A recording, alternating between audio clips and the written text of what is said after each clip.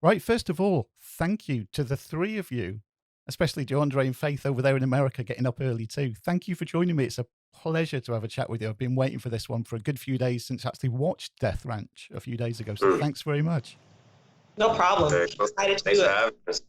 I've got to start with you, Charlie, and I know you're going to be asked this a lot of times during press week for Grimmfest, but for people that are going to listen to this as an audio show, people that are going to watch it as a video show, what's Death Ranch about then? Sum it up, with no spoilers, of course. Yeah, so Death Ranch is a sort of tribute to old grindhouse and blaxploitation movies, which I love. So it's set in the 70s, and it's set in Tennessee, and it's about three African-American siblings who they're hiding out in an old ranch, and they think they're just going to have a sort of quiet couple of weeks. But in the nighttime, the lead character, played by Deiondre, hears a bit of a disturbance, goes out to the woods and finds a huge KKK clan doing a cross burning, killing a black girl. And basically they end up finding, back at the ranch, they end up finding our main characters, and it becomes a sort of kind of horrific sort of revenge story of the KKK versus these characters. But so it has all those sort of like elements of like gritty grindhouse exploitation, lots of violence, lots of torture and those sorts of things. But importantly, without spoiling the film, it is a film about the African-American characters coming out on top, and it's a cathartic movie about seeing the KKK, you know, totally obliterated by these badass characters. So that's basically the movie. It is, because I was watching it, and one of the horrific things is that we're sat here in 2020 and the KKK is still a thing. I mean, that's horrific to begin with. Yeah, exactly. I mean, when we were filming, we shot the film in just on the outskirts of Nashville, Tennessee, and the KKK is still active, just a few hours drive. You know, they're still going. That's crazy. I mean, I'm sat here in Wales, and it's crazy that that's still going on. It really is. It's good, like you say, though, there's revenge, and with Faith and Deiondre, it was great to see you guys kicking some butt during this film. But you go through some stuff as well, and again, there's so much I want to say, but I don't want to spoil it for listeners because it's not been shown. But let's take it. There's a couple of things particularly. Faith, there's a scene with you, and I sat with my wife and watched it, and we both loved it. We had a great time watching it. But we were squirming. There's a scene with you, Faith. All I'm going to say is involving Vaseline. And we were like, oh my, it's one of the, and this happened quite a few times during the film where we would just grip in the arms of the couch, go, oh my God, what's going to happen? What's it like filming scenes like that where it is horrific, but of course you're having a good time on set as well, and it's it's not real, but the way that you portray it, you drew both of us into it, and we were really scared for you. So what was it like filming that particular scene? So that day it was really cool because I had a few days off, and I live in Alabama. We filmed in Tennessee, so I actually went home for about 3 or 4 days. And I was just getting mentally prepared the whole time to film that scene. And so on that day, I didn't eat any food. And because I wanted to feel her pain as much as possible. Mm-hmm. Like you said, it's not actually happening, but I wanted to feel pain. So as soon as we were able to go to where we were filming that scene, I literally stayed in character the whole day. It took maybe 9 hours? Whoa. Yeah. I went up one time to use the restroom, and then I literally laid there the entire time in tears and just thinking about what it could feel like to be in that situation. And so that I could portray it as real as possible. Mm-hmm. So in between takes, I wasn't laughing or doing anything. I just literally stayed there, and I could feel the man that was in the scene with me is definitely over 300 pounds. Whoa. And I feel his weight on me, but I loved it because it helped me to get in the character. Yeah. And then I could feel the I guess it might have been his spit, actually. Good thing it wasn't coronavirus. I could feel moisture on me, and all of that, I loved it. because it helped me to get into her character even more. So, but it was one of the funnest scenes I've ever done. It was wonderful.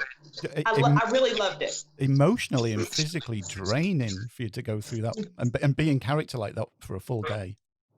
Yeah, it was like a full 9 hours, and what Faith is saying is true. Like, she didn't stop between takes to laugh with the rest of us. She stayed in the zone for the whole time. I was pretty amazed. Yeah. The way that you filmed and edited it as well, Charlie, it's relentless. You can't look away from it. You're just in that scene with the characters, as horrific as it is. Yeah, well, we shot with 2 cameras, and we wanted it to have a sort of, I didn't want it to look like a documentary, but the whole sort of style of filming it and sort of from a directing point of view, the blocking and stuff.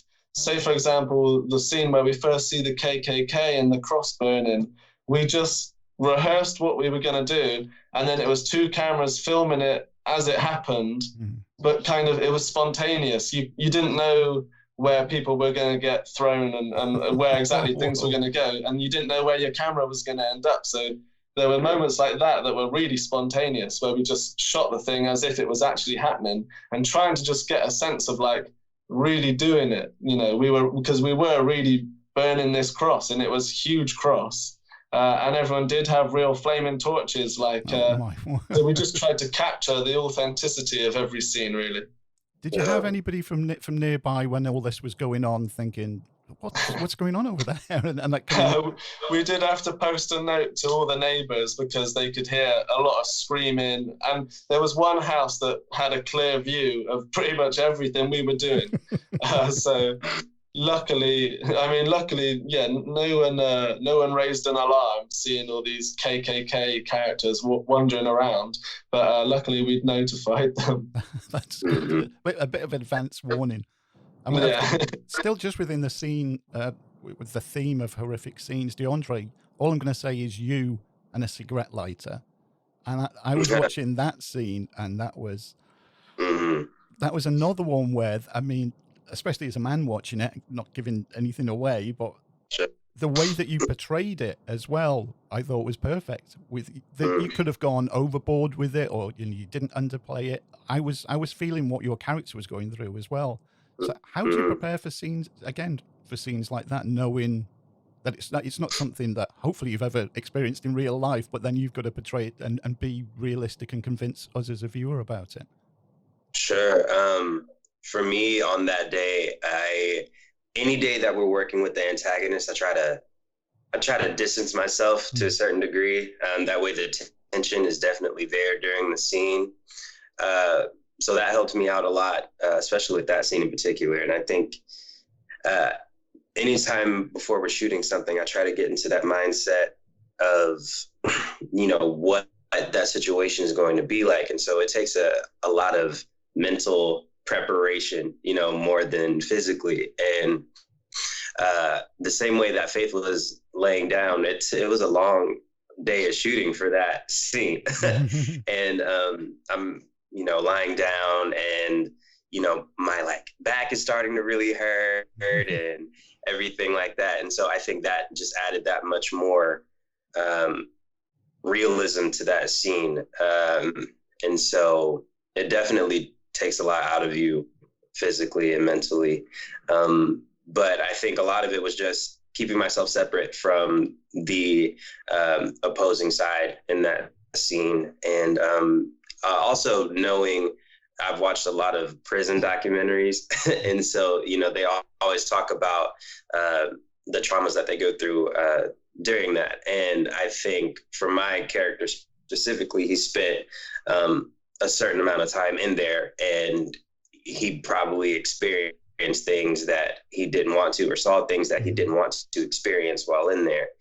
And, not to give anything away, but I think having that mindset, as Brandon helped kind of bring that to life within that scene. And so I would just draw back to what it was like in prison, and then going through whatever this was, right here, and, seeing what happened to those people there. I did not want, what I mean? And so not giving anything away, and so it's definitely something that you have to mentally prepare for. Yeah, because it's not pretty. It's definitely not pretty. And another thing that helped to sell those scenes, because the film isn't just all about shock scenes, but what builds up to it is because of the characterization, the empathy for the characters that you feel from the beginning, the time that the film takes to get to know the characters, the way that you guys portrayed the characters. I cared for them. So when something happens to them, you feel it even more. So Charlie, when you're putting the script together and you know that it's going to lead up to these certain events, and you're thinking, well, how long do I take? What do I let the characters do before we get to it? What was the script writing process as you were putting it together? Yeah, it's exactly like you were saying, you want to kind of, for me, when I'm writing horror, you want to, in the shortest amount of time, get us the most invested you can in the characters, and then hand it over to all the crazy horror stuff, because that's obviously what we're there for. But like you say, if you don't care about the characters beforehand, then when all the horrible stuff kicks off, then it's not going to be as effective. So, the film, it has an interesting tone, which I was tricky to get right, but I feel like we did get it right, where it's, in some ways, it's quite funny and lighthearted. Even like the scene we were talking about with the Vaseline, it's so gross and disgusting and so over the top that it becomes like you might also chuckle while you're watching it, whilst also covering your face. Yeah. That's like the sort of tone we were trying to get. So in the beginning 15 minutes of the film, it was all just about making these characters, as lovable as possible. They're funny. The character Clarence that Travis plays is just there for comedy the whole time. So just basically, I knew you had to make people care for them so that the horror would we'd really be rooting for them. And then obviously, you can tell from listening to Faith and Deiondre how seriously they took this script and their characters, and how in depth everyone on the film, just when the script was finished and we all got the script, everyone just took it so seriously. Everyone just dived in so deep, and just took every little detail of the characters. And the whole film, because this was actually a very easy film to make, because everyone just put their all in, and it just came to life by itself, kind of better than anyone could have expected it would have done, because we were all putting our everything in. And it comes through on the screen as well. You can see the work and the passion that comes through on it. And one of the things it does, and right from the very beginning, it nails that 70s atmosphere with an amazing soundtrack all the way through it.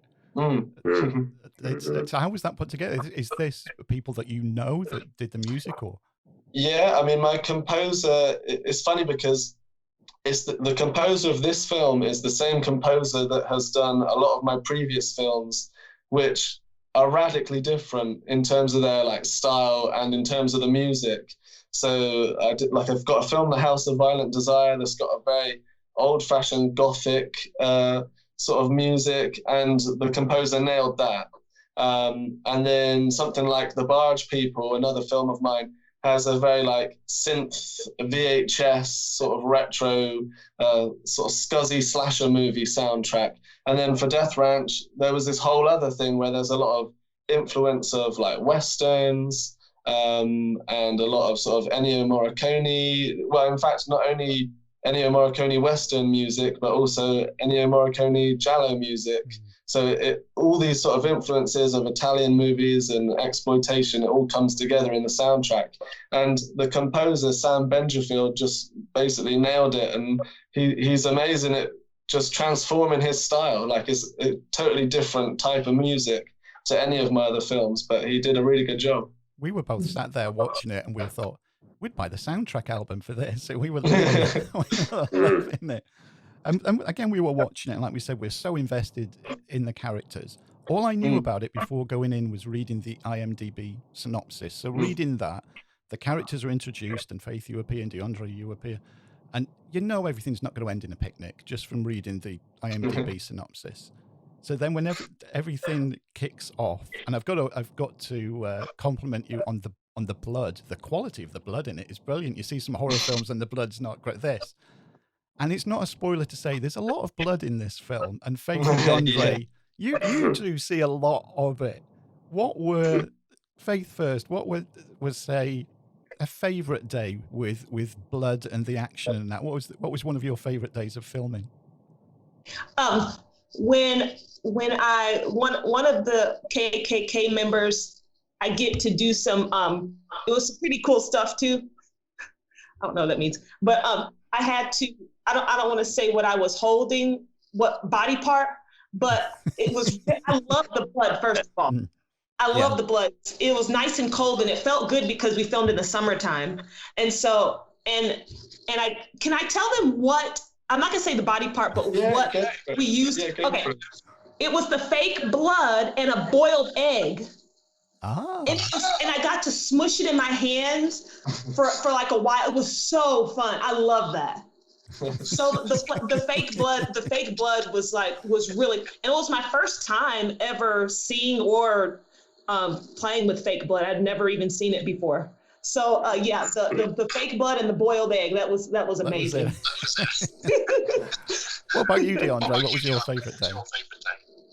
Oh man, I think just the explosion of the blood just in your face, kind of just feels like, you're getting your face washed, but it's not water,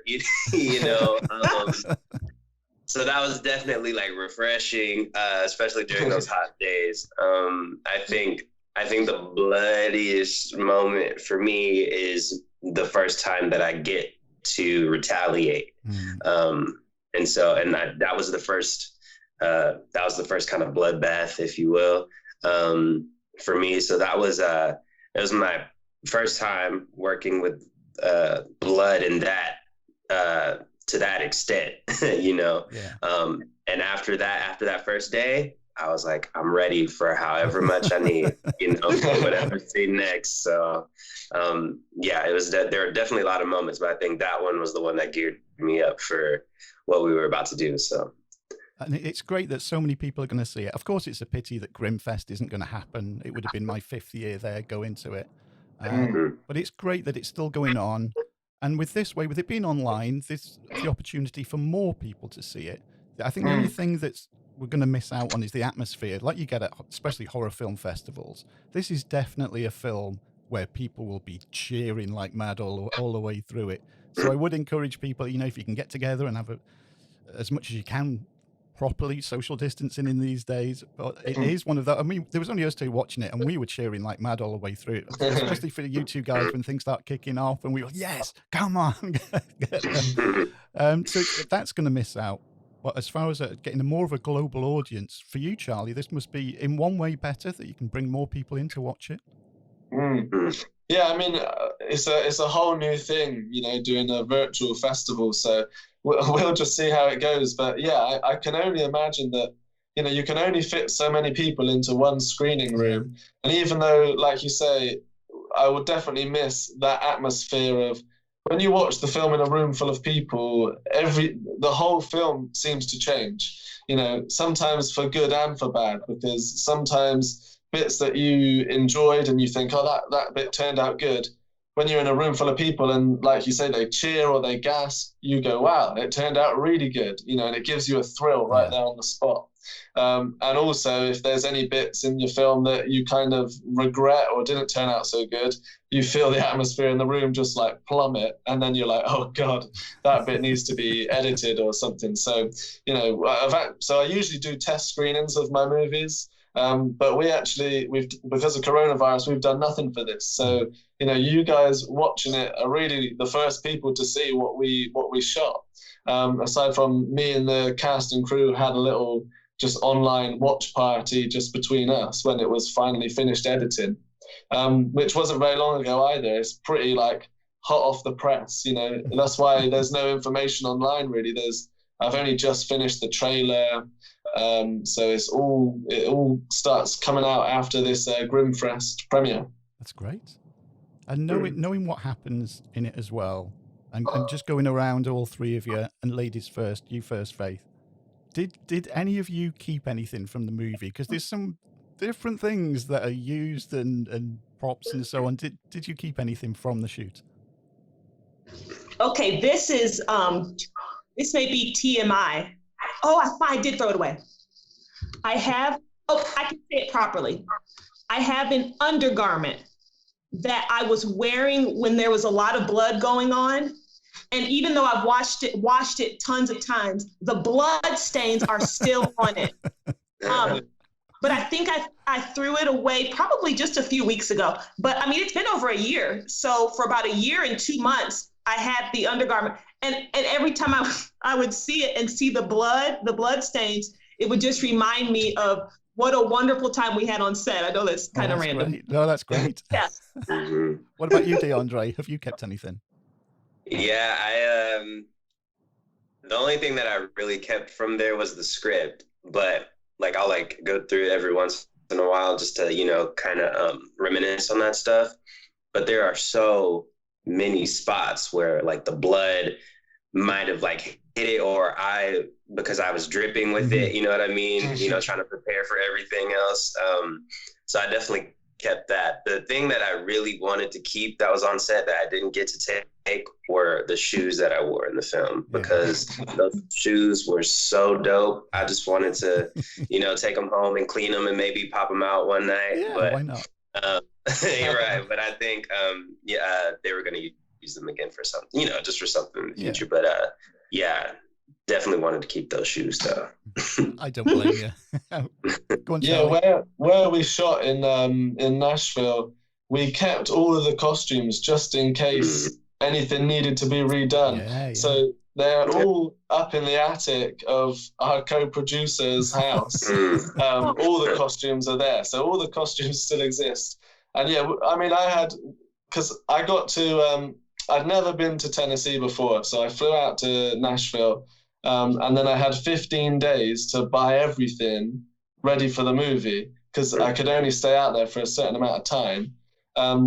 So I was going to all the different thrift stores and finding, you know, because it's 70s fashion, I could look for all these cool things. So like those horrible green shoes that Deiondre got to wear, and you know, the cowboy shirts and the hippie shirts and Faith's leather jacket with the tassels, you know. It was really fun, like finding the wardrobe for all these characters. But in terms of things I've kept, like Deiondre said, I've kept my script, because my script is drenched in blood. Every single page is dried splatters of blood, and my scribbles of, you know, shots and ideas, and lots of dust, because it was so dusty in the ranch. There was just dust everywhere. But I also have one of the KKK hoods, which again, I've kept it because it's totally splattered in blood, which is all now dried out. And usually from my movies, I will keep something like, you know, the head of a monster or the mask that was worn. Obviously, with the other things, I can have them out on display. This one is like tucked far away in a box, you know, just as a distant memory. But it's still, you know, it's covered in the blood, it's covered in the dust. And it was actually my grandma who made these KKK hoods. Because I don't know, it seems you can't just go online and just buy them, and you wouldn't want to anyway. So my grandma, she sewed them all for me, and then I had to sneak them over to America in my hand luggage. So I would put them, I had like 20 KKK hoods. I hadn't cut the eye holes or anything, so you couldn't really tell entirely what they were. But I would put them inside a T-shirt, fold up the T-shirt, and then like stack them like that. So you'd have to really rummage through my hand luggage to find all these hoods. But it was a little bit worrying, you know, if I got stopped on the way through customs or something. Oh yeah, I would be looking very nervous if I was getting that through. I wouldn't feel comfortable whatsoever. Well, I'm looking at the time. I know you've got a lot of press to do for this film. We're in press week of Grimmfest. Everybody, because this is coming out before Grimmfest, is going to have a great time watching it. I'm looking forward to watching it again already. And Charlie, thank you for coming online. Faith, Deiondre, thank you as well. Yeah, again, like I said at the beginning, especially it's early in America, and to have the chance to chat with you it's been brilliant. And all the very best with this going forward and future projects that you're all involved with as well. Thank you very much. Our pleasure. Thank you so much.